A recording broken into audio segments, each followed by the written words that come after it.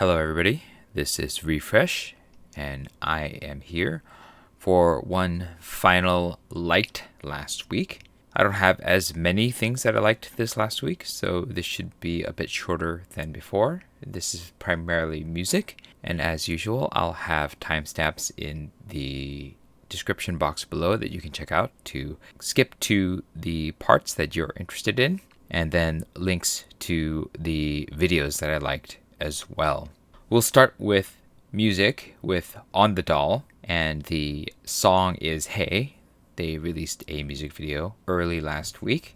This particular song I really dig for its dreamy vibe. You'll notice that I really like dreamy music, and I really liked the dreamy atmospheric guitars and the airy voice that the singer has. So I'll play you a tiny clip of this song, and if you're interested, you can check out the rest of the song by clicking on the link in the description box below.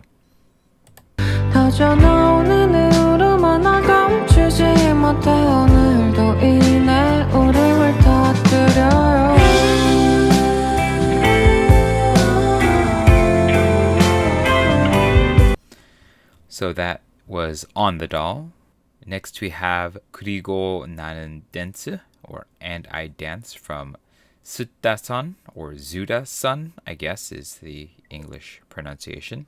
And this particular band or person has a very singer-songwriter feel that reminds me a bit of Irang or Langley, and maybe also Kim Saul, amongst others. And the simple but precise singing from the lead singer or the artist, I'm not sure which this one is, was enough to really catch my attention. So I'll play a little bit of And I Dance for you. 그리고 나는 댄스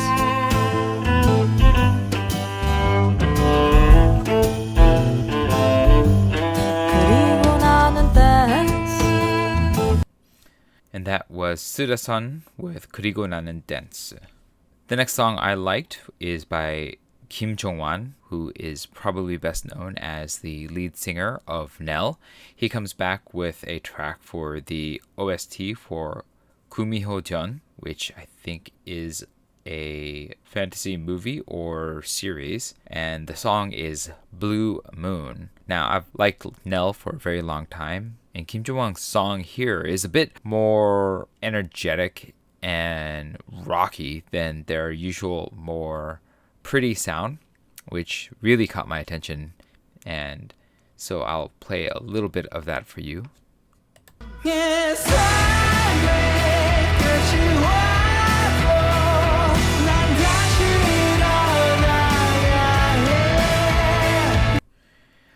so as you can see, the guitars are really crunchy, and Kim Jong-wan's voice is still just as distorted in that post-Radiohead Tom York way that has always caught my attention since I first discovered NELL.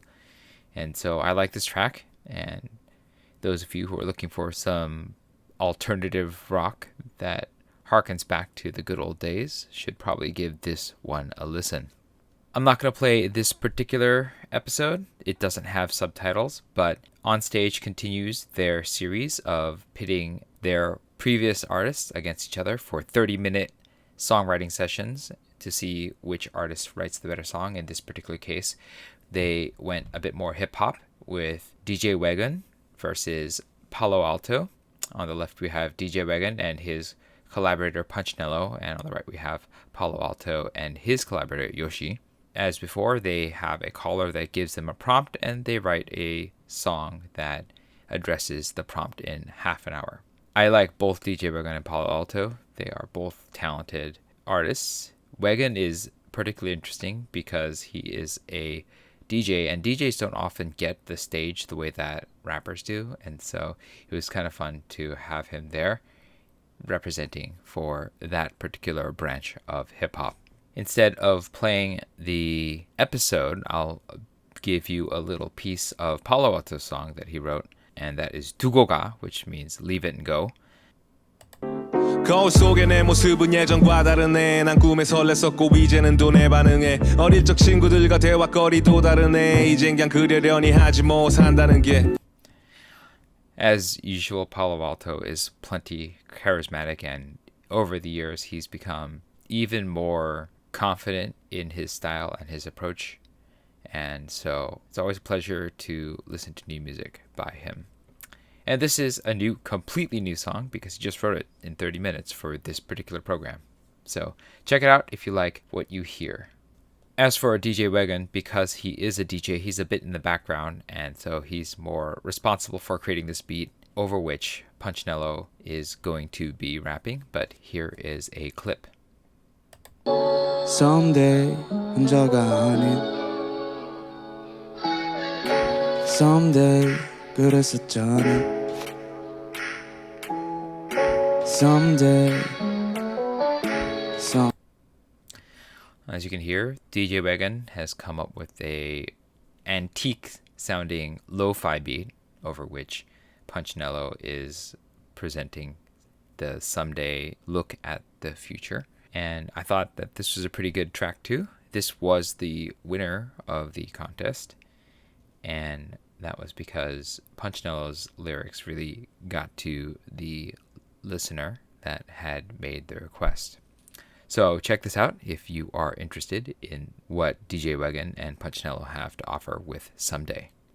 All right, now we are into comedy. This is the only one I'll be presenting this week, and this particular piece is from ㅈㄴ마려운데, which is a two-man comedy unit, but they often feature additional people to support. And the premise of this particular sketch is the gentleman in the black shirt over there is suffering from some pretty bad diarrhea, but as he gets ready to go back to the bathroom, his ex-girlfriend shows up and is hoping to start back up again after she dumped him. So I'll play a tiny clip from the beginning that shows you kind of what's happening. The bystander on the left here overheard the conversation that the man in the black had with somebody over the phone, expressing how he has been suffering from massive stomach issues as a result of what I think is sushi that he ate. I will have to note that this particular sketch does not have subtitles, and so those of you who don't speak Korean, you might as well skip to what's next because you're not going to understand what's going on. Although if I set it up for you by telling you what's going on, you might still get the gist of what's happening just by watching the actions of the two performers. So here's the clip. 나 진짜 가야 될 것 같아. 배를 잠깐만. 나 진짜 뺏지 말라고. 앉아서 얘기할게. 앉아서 얘기해. And so that's kind of what happens in this skit. It's pretty funny, and the woman on the left there who's observing this thing definitely also finds it pretty amusing because the ex-girlfriend has no idea what the man in black is going through. So this is a really funny one, but again, no subtitles. If you understand Korean, give it a watch because I thought it was pretty fun. Now this is kind of music, but it's also film oriented. It's a trailer for BLACKPINK Light Up the Sky from Netflix, which is a documentary about BLACKPINK. This is just here because I've listened to a good amount of BLACKPINK's work and I like a lot of their songs, and so I'm kind of curious about watching a little bit more of a serious look at their past and how they have gotten to where they are today. I'm not expecting like a hard-hitting deep work, but something more than the silly games and stuff that they play on the reality shows that they have to support their new releases would be nice. So here's a little clip from that. How do we live up to this hype? Who would have imagined thousands of people singing in Korean? And I know the fans want more and more and more. It's just the beginning. So as you can see, this is probably a bit of promotion more than it's going to be a serious movie. But again, if you're a fan of BLACKPINK, then this is something you probably will already check out without me saying. It's available on Netflix. And that is it for Liked Last Week. This is the very last of this format that I'll be making because I found that it's not really connecting very well with anybody, and I suppose it's a bit of a chore to watch. I think it might be better for me to share links of videos that I liked in my Twitter feed or perhaps on my Tumblr page, where the casualness of liking something can be readily and quickly digested without having to watch an entire video with somebody explaining how they like anything. So thank you, those of you, the few of you who have watched these videos, and I appreciate that you gave my words a little bit of a listen, and I hope that some of these videos that I have highlighted are interesting to you.